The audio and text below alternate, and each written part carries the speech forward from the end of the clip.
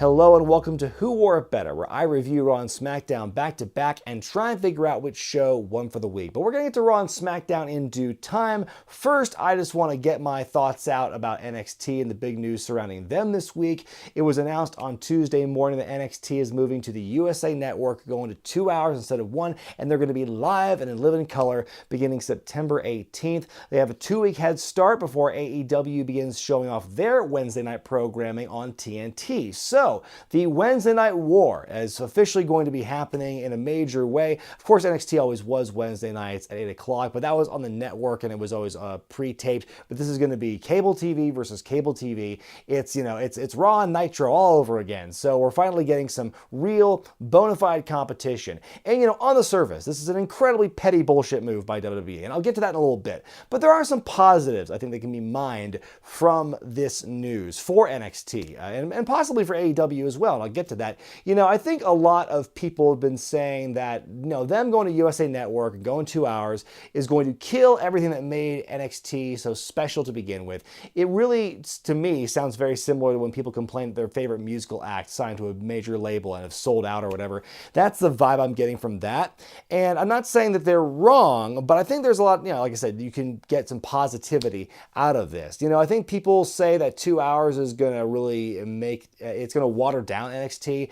I don't agree with that. I think the last 6 to 8 months or possibly even a year or so, NXT has really could really benefit from being expanded to 2 hours. I think over this last long period of time, the roster in NXT has gotten so just over bloated and just over full really with all the names they've signed over the last several months. All of the big indie names, the indie darlings and the established veterans, bringing those guys in, and that combined with the odd developmental person they're actually bringing up from the ground up from the Performance Center, I think, an hour's not enough to get all those people in. I know you've got a rotating roster and you're trying to keep people fresh that way, but I think with the roster being as big as it is, there's just, it's stretched far too thin for a lot of these people. You need more exposure for certain people, and I think they're not getting that right now under the 1 hour a week format. So even if you expand to 2 hours, I feel you could still rotate the rosters week to week and have it still feel fresh, and you're not overexposing the talent.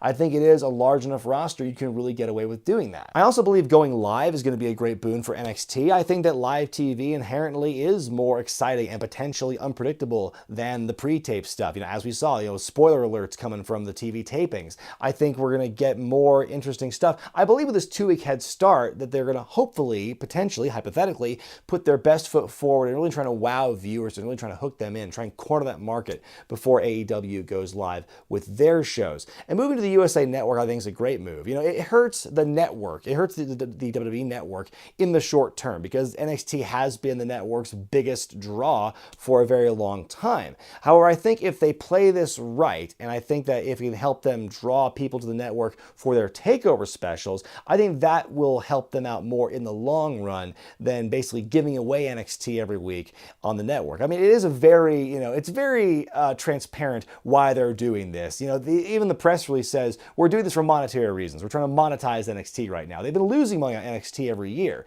So this might be a way for them trying to recoup that money. And so, it's definitely not for the betterment of the brand. It's more basically just it's for the betterment of, the company and trying to make more money for the company. But them being on the USA Network is huge for exposure. It's going to give a lot more people more exposure and airtime on more eyeballs because not everybody has the network, and more people will have basic cable and will be able to see NXT on the USA Network, and they'll be able to finally see what everyone's been talking about for the last 5 or so years. Then there are all the rumors that Vincent Man is going to be having more of a hands-on role in NXT once it goes live on Wednesday nights. And I can understand there's a lot of, reluctance and trepidation around that kind of news. We've seen, and we've heard about at least, how erratic Vincent Man can be behind the scenes when it comes to showtime and scripts being rewritten and thrown out and rewritten again and thrown out again.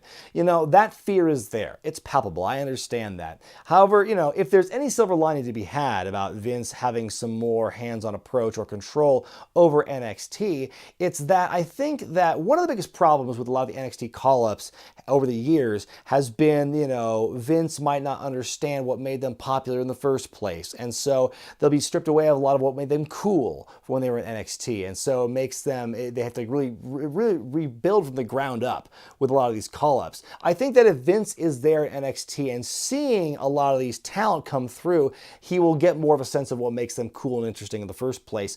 And I think that will help a lot of those wrestlers once they get called up to Raw and SmackDown. They won't be, you know, on this island all by themselves, and you won't have the fans wondering, well, what the hell makes this guy so special? He was a big name at NXT and now he's a nobody. Yeah, we might still get that. You know, that's entirely plausible. But I think the potential of Vince being exposed to these talent and seeing what they have to offer might make the transition a little bit easier. It's a small silver lining, but that's, you know, the best you can really come up with, I think, as far as Vince having more controls. You'll be able to see the progression of this talent. So even though it's not really for the betterment of that brand, I think NXT moving to 2 hours in live TV on the USA Network is a good thing for that show. However, everyone and their mother can see that this is clearly not for the betterment of NXT, but to the detriment of AEW, because they want AEW, they want to take their viewership. That's exactly what this is.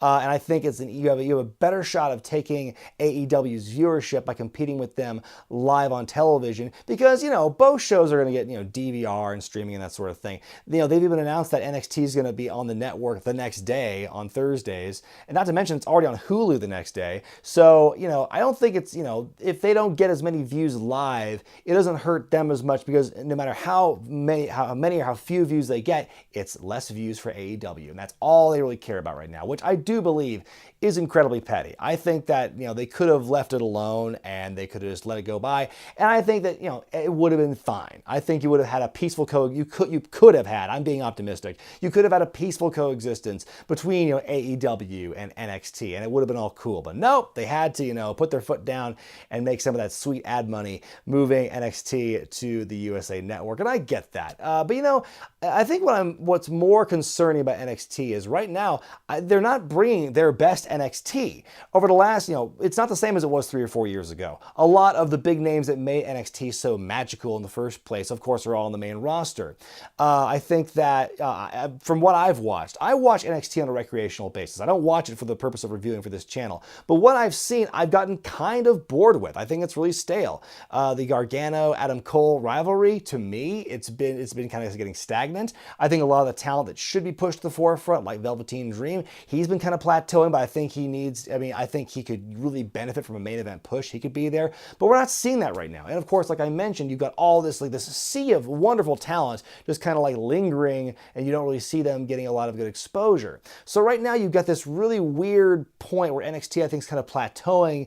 You're at a valley, you're not at a peak. And so I'm more concerned that NXT is not putting their best foot forward than go live. Like I said, they got a couple weeks to try and steer the ship in the right direction and really, you know, recapture the magic of what made NXT so special in the first place in a lot of ways, but they have an uphill battle to go with that for a lot of reasons. The way I see it is, if you're an NXT fan, I would not be so quick to feel all this doom and gloom and negativity and pessimism surrounding the news like I've been seeing for the majority of the reactions of this move. You know, I think it's more helpful to be optimistic over what NXT can possibly do with 2 hours. I don't think the show is going to be ruined, but, you know, I think it's kind of interesting what's going to happen. I don't know if this move is going to exacerbate the problems that NXT currently has, or if it might assuage some of the issues. I think it might help some and hurt some others, but we'll see how it all pans out once the thing actually begins. And if you're an AEW fan and you're feeling a lot of anger toward the McMahons, oh boo, they're just trying to hurt our, you know, plucky upstart organization,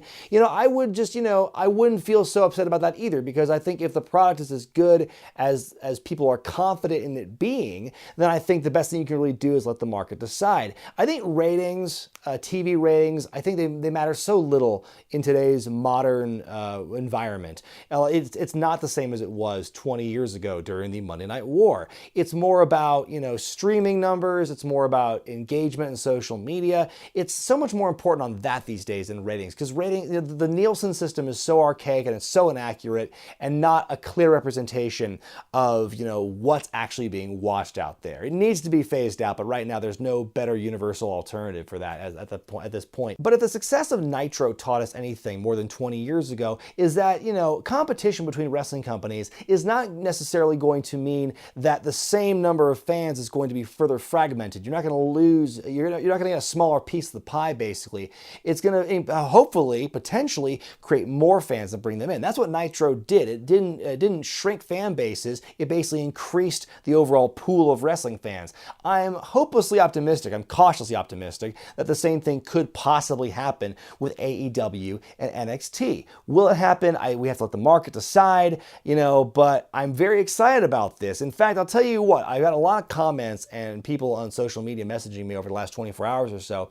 Am I going to do a who wore better between AEW and NXT? I would love to do that, actually, because I feel that, there's far more interest and intrigue in going, what's the competition like between actual competition between two different companies, instead of trying to compare Raw and SmackDown. In fact, I am toying with the idea of just completely changing the format of Who Wore It Better to specifically cover AEW and NXT.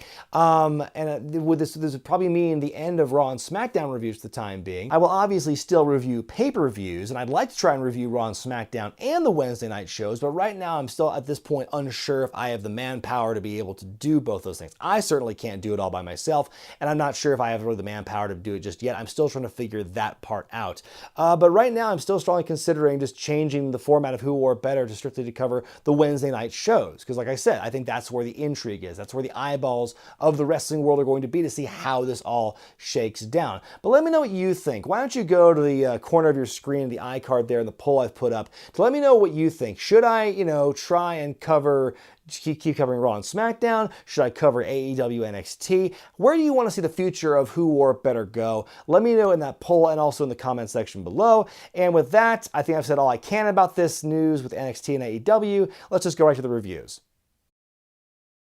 Over on Raw, Jerry Lawler's filling in for Corey Graves for the evening, and the show actually begins with a match as Roman Reigns takes on Dolph Ziggler. Ziggler's on the microphone before the match, complaining how he's been getting beat up by Goldberg and Shawn Michaels and Maurice's husband. He has this great line saying that he thought Goldberg had to wait 6 months between spears. He was totally caught off guard. And speaking of catching off guard, he interrupts his own promo to superkick Roman in the face to begin the matchup here. Of course, Lawler's got to bring up his near-fatal heart attack from several years ago when seeing Dolph Ziggler wrestle. He says, "Don't get hit with those elbows, Roman. I almost died. Haha."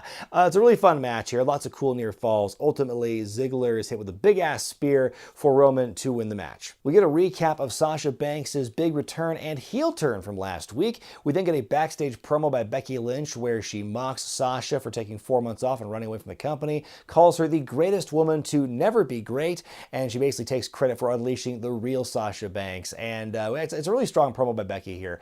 We then go to the King's Court in the ring with the aforementioned Jerry Lawler. He has thrown away his gingerbread throne in place for a far more normal looking one. He basically he's supposed to have Sasha Banks as his guest for her to explain her actions. But before that though, he breaks down the King of the Ring brackets and gives his pick for who's going to win. Then suddenly the lights go out and Jerry goes, "Oh, I've seen this shit before, I'm out of here." So he tries to leave the ring as the lights are going down, and but the lights come back up and we see the Fiend is behind Jerry Lawler on the stage. He hits Jerry with the mandible claw, and then when the lights go out, he's back up, the Fiend is gone. And so Lawler is written off for the rest of the evening. Vic Joseph is actually replacing him for the rest of the show. So no Sasha interview just yet. It's not a full bait and switch because we will see her later in the night, but it's good progression, good build up from what happened last week, and just good momentum building for what's going on with Sasha and Becky in particular. And I finally got to see the Fiend on TV, so no complaints there. Future King of the Ring first round opponents do battle in tag team action up next as The Miz and Ricochet take on Drew McIntyre and Baron Corbin, who we have not seen on Raw since the episode after Extreme Rules. So a bit of a gap there for you Baron Corbin fans out there. He's also evolved his look ever so slightly. He's taken off his dress shirt and vest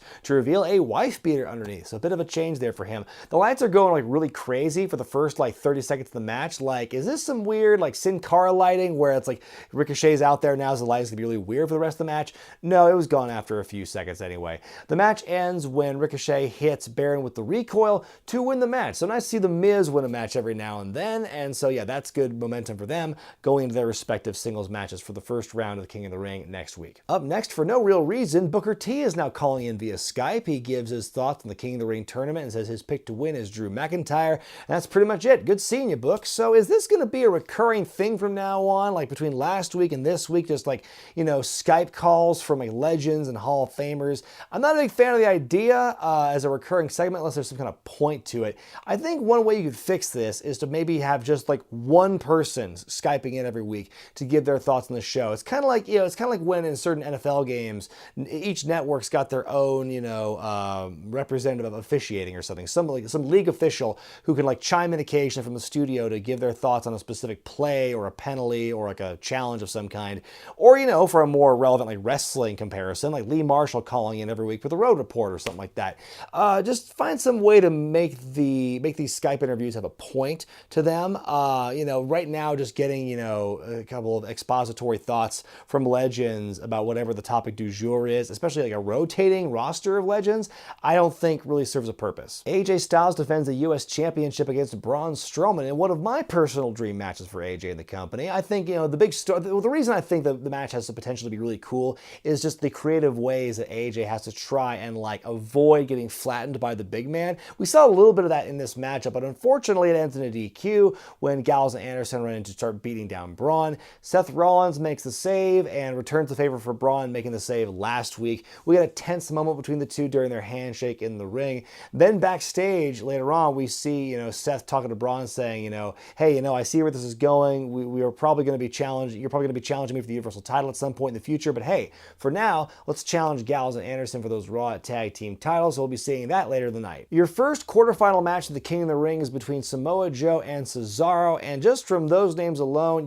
this match is going to be great. And it absolutely delivered. This match was straight fire from the beginning. Very physical match. Ultimately, Joe beats Cesaro with the Coquina Clutch to win and advance in the tournament. Very good match. Earlier in the day, Elias thwarts an attempt by a poorly disguised Drake Maverick to try and steal his 24/7 championship at a recording studio. Then we see Elias live in the ring, and right off the bat, things are going wonky for him because we're getting a lot of feedback on his microphone. His guitar is out of tune from the opening chord. And then he starts playing. It's just very out of tune. He can't really get anything going, so he's very frustrated. He puts the guitar down and tells the stagehand to give him a new one. It's R-Truth in disguise, folks. He takes the hood off to reveal who he is. He's got a weird Fire Marshal Bill mouth for a second. So he basically tries to beat Elias the championship, but he can't quite do it. Elias escapes, and that's pretty much it. I'm like, wait a minute, where's his League of Jobbers chasing him around everywhere he goes? Is he just exempt because he's not wacky like R-Truth? I thought that was kind of interesting, but yeah, that's the latest, and that's the last time we'll see Elias defend the 24/7 title this week. We go to a backstage interview with Rey Mysterio where he gives a really heartfelt promo about he's had a great career, has a wonderful family, but it's eating him up inside that he can't do anything about what Andrade has done to him over the last several weeks. He says his mind and his body are out of sync, and his injuries over the years have finally caught up to him. So he says it's finally time for him to hang up the mask. He starts taking the mask off, which I don't believe is a requirement to retire if you're a luchador. But then finally his son Dominic shows up. If you want a big contrast in style, look at Rey Mysterio's promo and then immediately go to Dominic Mysterio's promo right afterward where he tries to talk Rey out of retiring. And he says, I've always wanted, my first match, I always wanted to team up with you, be tag team partners. So it means a lot to me. So Rey says he's going to stick it out for his son. They hug. Besides Dominic's terrible delivery, apparently his acting skills have not improved since 2005.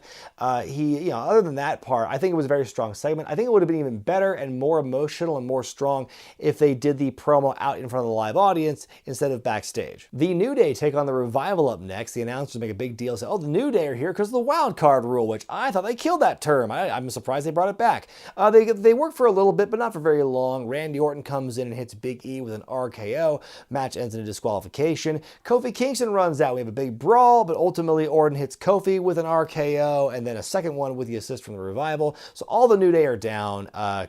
Randy pins Kofi down and makes him watch as the Revival hit a very interesting double team leg attack onto Xavier. Okay, one of them jumps off the second rope and does a drop onto his exposed knee or something. And Xavier, I should say, is selling like death. He is screaming in pain. He's trying to he's trying to rub his leg. It's one of the most painful looking sell jobs I've ever seen for any move. He's selling like he broke his leg. And so it's a very powerful scene here. Orton looks so damned evil in this scene, and it's probably the most peril I think Kofi's been in since being the champion since WrestleMania. So I think, and I'll talk more about this on SmackDown as well, the build has finally gotten really interesting, I think, with these two. Sasha Banks is backstage, reportedly ready to break her silence. Michael Cole interviews her from the announce table, and for the second time on Monday, the first one being the Booker T Skype Skype call, Cole is asking these questions and his questions are being broadcast over the PA. It's such a weird thing because I feel that format of interview had just been like not present for a very long time, and now all of a sudden it's being brought back with more frequency. Like I said, 2 in one night alone. So kind of interesting they're bringing that one back. So Cole asks Sasha, what's going on with you? And Sasha's like, I got blue hair, y'all. And Cole says, with all due respect, Sasha, no one's talking about your hair, which is a bold-faced lie, by the way. He then tries to elaborate on what's been going on with Sasha, and she just says, you're welcome. And then she runs off with a new mop friend. That last part's not true, but it would be funny if that was actually the case. But yeah, more questions than answers here at the end of this segment. Sasha's not giving us anything yet. The women's tag team champions Alexa Bliss and Nikki Cross take on Fire and Desire. It's a pretty good match. Ultimately, the champions win after Nikki hits her swinging neckbreaker on Sonya Deville. I'm really beginning to warm up to this, babyface odd couple tag team of Alexa and Nikki. But I think what they really need to do is just do some follow-up work, do some more like character and world building with these two to really show us how these two are interacting together. I want to see like vignettes of them like getting coffee together, exploring the city, during the day and stuff. I want to see more stuff like that where we see the dichotomy of Alexa's character butted up with Nikki Cross, wacky, borderline crazy Nikki Cross. I think that would get their characters over so much more, would help really solidify this new pairing. And what they really need is either a team name or a badass double team finisher to make them extra cool. We get a little power struggle backstage during a chat between Seth and Braun as they get ready for the main event tag title match. Then we go to the next quarterfinal match in the King of the Ring as Cedric Alexander takes on Sami Zayn. I love Sami's little flop dance on the throne setup on stage as he makes his way into the ring. It's a sweet 4-minute match. Like for a short match, they get a lot of stuff in and it's really exciting. Ultimately, Cedric wins with the lumbar check and he moves on to the next round. The Street Profits provide some exposition before shoving popcorn in their faces and making direct eye contact with the camera. The OC cut a promo backstage about what's going to go on in the main event. And then elsewhere backstage, Natalya is there still with her arm still in a sling and she's talking to the camera saying she can't believe that her good friend Sasha Banks beat her up last week in her moment of weakness and grieving over her father. She's getting what chance in her promo, which is never a good sign. And then enters Sasha Banks to beat the piss out of Natalya once again. Man, they are not going half-assed with this heel turn with Sasha, are they? They want to let you know she is just bad to the bone. She kicks Natalya's arm in at one point, and she makes this kind of like wincing sell. I'm like, man, she sells like shit compared to how Xavier Woods sold the leg earlier in the night. But yeah, from what we've seen from Sasha Banks on this night, we are really just hammering the point home that she is like uber heel right now, and I'm all for it. Main event time as the OC defend the Raw tag titles against Seth and Strowman, attorneys at law. Earlier in the match, Strowman's taken out on the outside, so it's a very competitive 2-on-1 for a while. Even AJ Styles interferes, making it 3-on-1, but Seth he keeps on kicking out. He's very resilient. Ultimately, Braun makes his way back into the match. He gets the hot tag, and great googly moogly, what a hot tag it was. He hits all the buttons in his quick time event. He just completely decimates the OC in quite possibly the most one-sided hot tag I have ever seen. He and Seth handily defeat Gallows and Anderson to become the new Raw Tag Team Champions. The show goes off the air. Wow, what a push for Seth Rollins right now. He's a dual champion for the first time since 2015 when he was the WWE champion and the US champion in his first major singles push then. And so, yeah, I mean, I do like the storyline occasionally of like, rivals becoming tag team champions for a little bit. It does come at the expense of an established tag team, which is kind of wonky, but I think this type of angle can work well. I mean, literally the first storyline that I started watching when I was watching the WWF when I was a kid was the Austin Undertaker Highway to Hell storyline for SummerSlam 98, when during part of that they were tag team champions together. And so I have a soft spot in my heart for that kind of trope. So we'll see how it works out and how it helps build toward the inevitable confrontation between these two for the Universal Championship down the line. Randy Orton begins SmackDown for the week. As he's making his entrance, they announce that David Otunga's filling in for Corey Graves for the evening, which is unfortunate. I mean, I don't have a huge problem with Otunga as an announcer, but in this particular night, he's trying to be Corey Graves. He's trying to do the uber heel thing, which is not traditionally his role when he's filling in on commentary, and he's not very good at it, in my opinion. But anyway, on the microphone, Orton calls Kofi Kingston stupid in a variety of ways. The New Day's music plays, and Orton's got fixated on the entrance, but he turns around, gets hit with Trouble in Paradise by Kofi Kingston. Kingston. Kofi wants to Pillmanize Orton's leg with a steel chair wrapped around his ankle, but before he can jump off the turnbuckle, the Revival come to make the save. I'm just saying, Kofi, in the time they were running down, you could have just jumped off the turnbuckle and landed on Orton's leg anyway. But that's beside the point. Kofi is able to fight off the Revival as Orton escapes. Yeah, so he gets a small bit of revenge for what happened on Monday. And I'm saying, I think here the feud between the two is really heated up since SummerSlam. I didn't like how that match ended at SummerSlam, but what they've been doing in the build since then, I've really enjoyed. And like I said, it's the most peril Kofi's been in, but he's also showing probably the most fire he's had in response. And I'm liking this, partnership between Orton and the Revival as we saw on Monday and Tuesday. I like all of them together as workers. I think as a trio can work really well in this feud with Kofi and by extension the New Day. I like where this is going. Backstage, Kevin Owens is called into Shane McMahon's office, and Kevin makes a heartfelt plea to Shane that as a father to father, will you please consider lifting this $100,000 fine I got last week? And Shane says, he will take it into consideration. My guess, he does not. First King of the Ring quarterfinal match for SmackDown as Apollo Crews takes on Andrade. These guys have been fighting each other many times in the last several weeks here with varying results. Very competitive match here, but by far the most competitive and the best match they've had in their series. Ultimately, a well-placed interference by Zelina Vega allows Andrade to win with the Hammerlock DDT and advance in the tournament. Like I said, a really good match here, but now it's time for both of them to move on, in my opinion. Backstage, Daniel Bryan and Rowan accompany a mystery man whose head is covered by a black towel into a secluded room in the locker room area. They're going to reveal who that is by the end of the night. Based on the body type, I'm like, ooh, is that going to be Joseph Park Esquire? I'm like, it'd make no sense, but it'd be awesome to see him. Elsewhere backstage, Elias manages to outsmart and thwart an attempt by Drake Maverick to sneak attack him for the 24/7 championship. There's a really funny moment here where he's got Drake by the neck here and he tells him to read this note from Shane McMahon saying that the 24/7 rules have been suspended for the evening. But the best part's Drake's trying to read the note. It's like, to whom it may concern, do you mind not choking me? Just a little subtle funny moment there from Drake there. It's just, and Elias kind of like, yeah, I'll stop choking you. It was just a funny little moment there, but yeah, great work between Elias and Drake here. It's time for a moment of bliss, and the tag team champions have new coffee mugs to sell. Their guest for the evening is Charlotte Flair, who flaunts her big victory over Trish Stratus at SummerSlam. She talks smack about the SmackDown Women's Champion Bayley, who then comes out and says that she's better because she's the champion. Charlotte challenges her to a title match at Clash of Champions. Bayley accepts, says she'll shut her up, and then she shoves Charlotte off the chair. Bayley's bringing the spice. Backstage, Roman Reigns confronts Buddy Murphy about the attacks in the last couple of weeks, and Buddy reiterates that he thinks he saw Rowan backstage. That's important verbiage for later. Rowan says that if he catches Buddy lying again, he's gonna give him what for. We then go to the match of the night as the aforementioned Buddy Murphy takes on Daniel Bryan in singles action. Before the match, Daniel calls him a cowardly liar, and then as the match begins, he hits Daniel right in the face with the big knee, near fall and a kick out. And this is the second time on this night, and at least the third time across both shows, where we see that spot where the match opens up,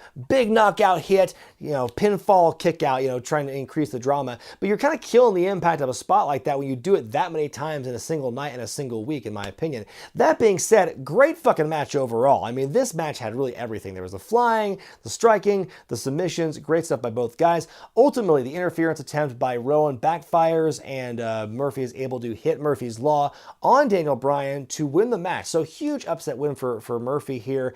They say it's the biggest win of his career, and it's probably true if you don't count his Cruiserweight Championship win, but his biggest win on the main roster for sure. Between this and his match last week with Roman Reigns, Buddy Murphy has looked incredibly good, and I can only hope for more good things for him in the future. Granted, he gets the tar beat of him backstage by an angry Bryan and Rowan afterward, but you know what? Hey, a win's a win. The Revival take on Heavy Machinery up next. Before the match begins, though, the Revival say they're challenging the New Day to the SmackDown Tag titles at Clash of Champions. It's a good match here. The crowd's very hot for it. Ultimately, the Revival do some sneaky work in the ring as Dash hits a cradle on Tucker to win the match for them. Backstage, Chad Gable addresses some questions about his underdog status in the King of the Ring against Shelton Benjamin next week. As he's talking, in the background, we see sneaky Shelton Benjamin place this funny sign mocking Chad Gable's height on the locker room door, and he kind of sneaks off like a cartoon character.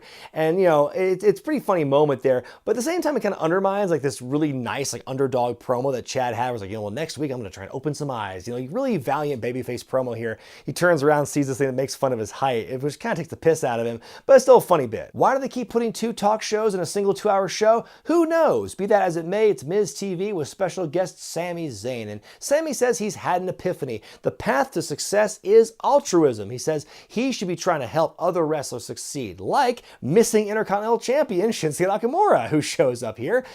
Sammy says that he and Shinsuke have a bond as artists, and so Sammy just wants to help Shinsuke express himself as an artist, where he can't because, you know, English is not his first language.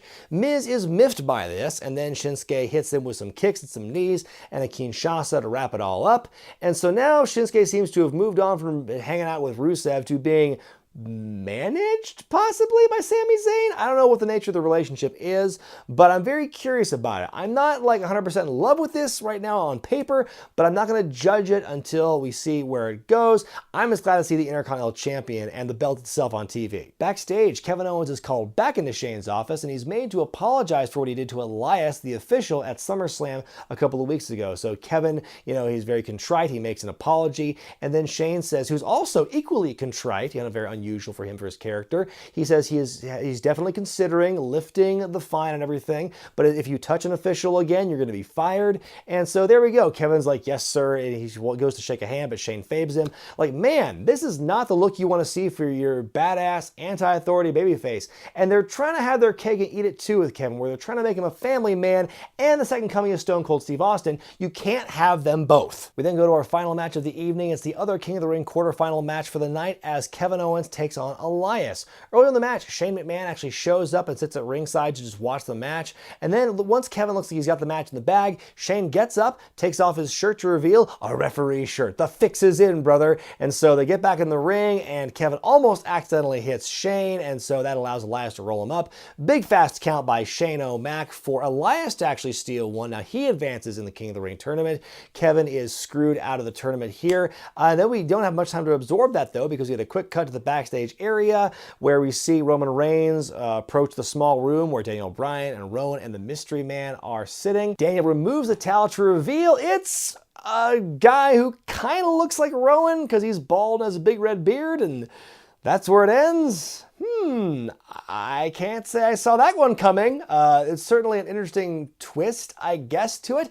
You know, what does this all mean other than possibly just delays the inevitable other twist that it actually was Rowan this whole time? Who knows? Time now for me to decide which show won for the week, Raw or SmackDown. And to me, the clear winner is Raw. I think it was a much stronger show. So much to talk about with Raw this week. A blend of great matches, as well as a lot of really interesting character development with certain people. Also, the show just flowed pretty well as well, with some minor exceptions. The Booker T Skype call and Dominic Mysterio's acting, I think pretty much everything more or less delivered. Now, I think SmackDown was a strong show as well. I think of both shows, I think Buddy Murphy and Daniel Bryan was the best match of the week, and I've also appreciated some of the subtle backstage humor, like with both Elias and Drake Maverick, and with Shelton Benjamin and Chad Gable. To me, I think what ultimately did SmackDown in for me was how apologetic and contrite Kevin Owens was here. I think it was kind of a betrayal of character. I know he's billed as a family man here, and I know that this might lead to, you know, a fire under Kevin Owens down the line.